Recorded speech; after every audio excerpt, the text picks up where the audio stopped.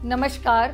करवा चौथ के अवसर पर हास्य कवि सम्मेलन में आप सभी का स्वागत है। सुनिए कैसे सौभाग्यवती स्त्रियों को एक हास्य कवित्री से शिकायत है।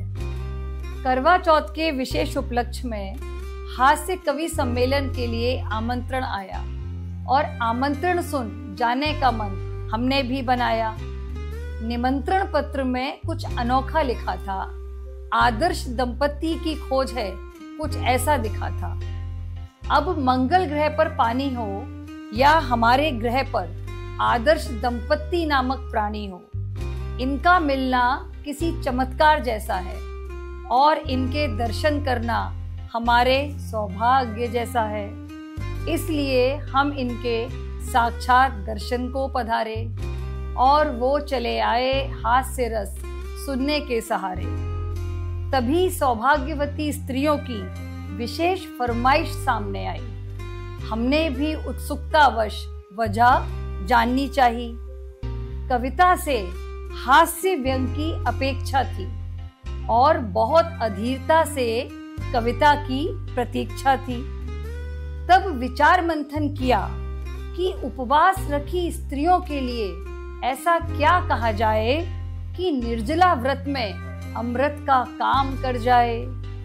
सलाह के लिए दंपतियों से पूछा कि अमृत मंथन के लिए विषय क्या रखें। तभी पतियों को चुप कराती हुई गृहिणियां एक सुर में बोली, अरे पतियों पर ही कुछ कहें।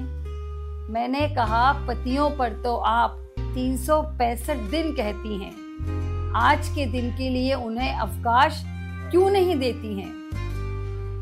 जैसे ही सुनी पतियों के लिए विशेष अवकाश की बात, बोली, इस मुद्दे पर हम नहीं हैं आपके साथ।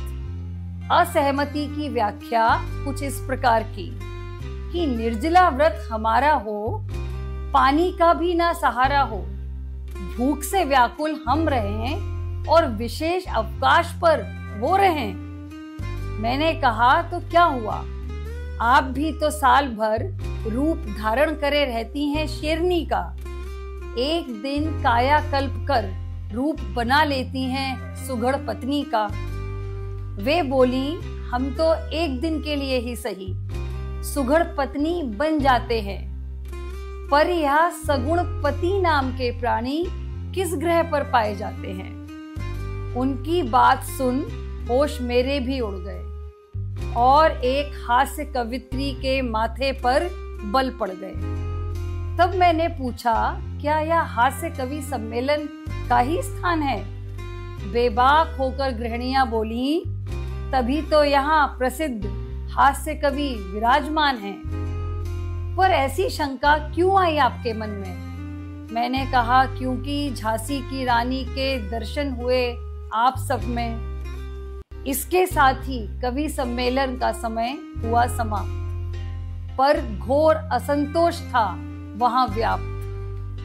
तभी घने बादलों में से चंद्रदेव के दर्शन हुए, उसी के साथ ग्रह के आदर्श जोड़े भी प्रकट हुए।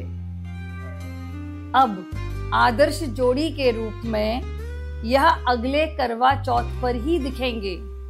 तब तक सगुण पति और सुघड़ पत्नी अघोषित विलुप्त प्राणी बनकर ही रहेंगे।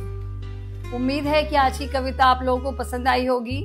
चैनल को लाइक, शेयर और सब्सक्राइब कीजिए और करवा चौथ पर अघोषित विलुप्त प्राणी की तरह मेरे चैनल पर भी अघोषित विलुप्त प्राणी बनकर मत रहिए। रोज आइए, कविता सुनिए, लाइक कीजिए, शेयर कीजिए और कमेंट कीजिए।